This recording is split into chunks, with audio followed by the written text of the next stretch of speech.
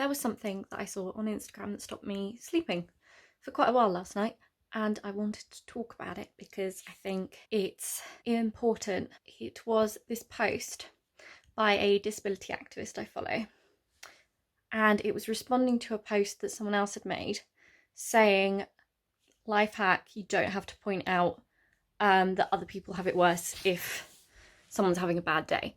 And that's paraphrasing because I don't want to cause drama. And the disability activist said, I don't like this. People are having very unequal experiences in all of this. And I thought, firstly, yes, I agree. People are having unequal experiences. More on that in a minute. But my immediate reaction was, well, why not both? So if someone is telling you about how they're feeling in that moment, probably not the best idea to start saying, oh, you know, well, other people have it so much worse, because everyone right now is going through something they have never been through before.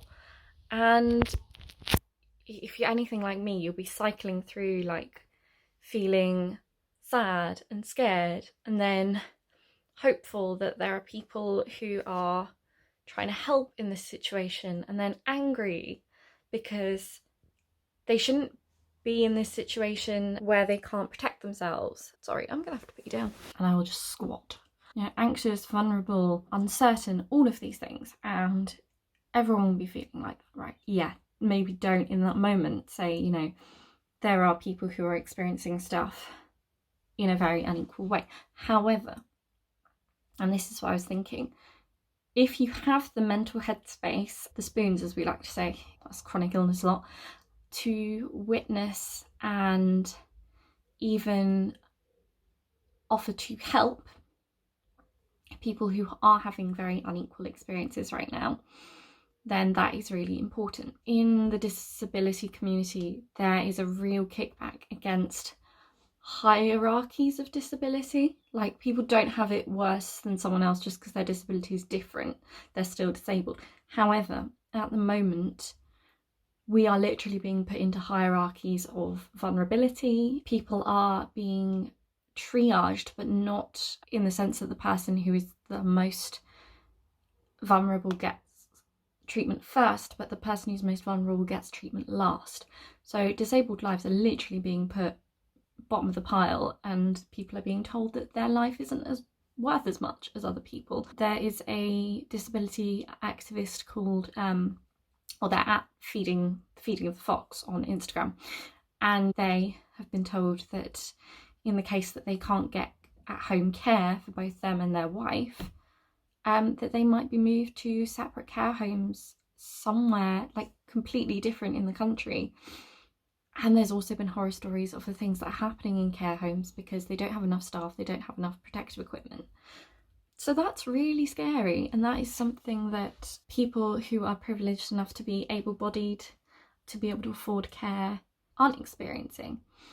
And so I would ask that if you have the mental headspace for it, do go and follow disability activists, go and find out what the situation is for them, because it will be different and it could be quite a lot more severe than simply having to stay at home, and take their lead on things. So if there is a petition that it would be helpful for you to sign to get them help, sign it.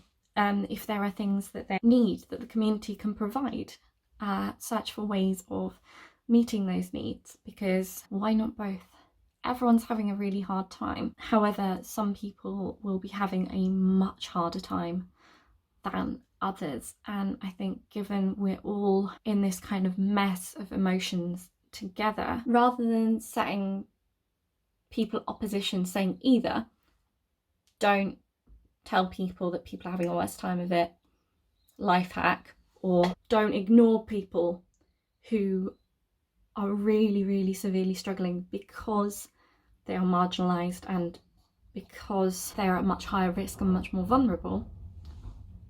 Why not both? Don't say these things when someone's upset and they are offloading to you. But also, if you have the mental headspace and you want to help, be guided by people who are struggling in very different ways, very severe ways, because they are disabled. And this also goes for the queer community. This goes for people working on the front lines. If you would spend some time trying to get the perspective of someone who is a healthcare worker right now, maybe also consider the other side of the coin and go and look at some disability activists, what they're saying. And now I've said this, hopefully I will be able to sleep tonight because it was weighing on my mind. I'm going to link some activists down below who might have some stuff that you can help with. We can help everyone get through this as kindly and calmly as possible. I don't think that setting people at opposition is going to be helpful right now, although obviously knee-jerk reactions are very much in play in a highly emotional situation.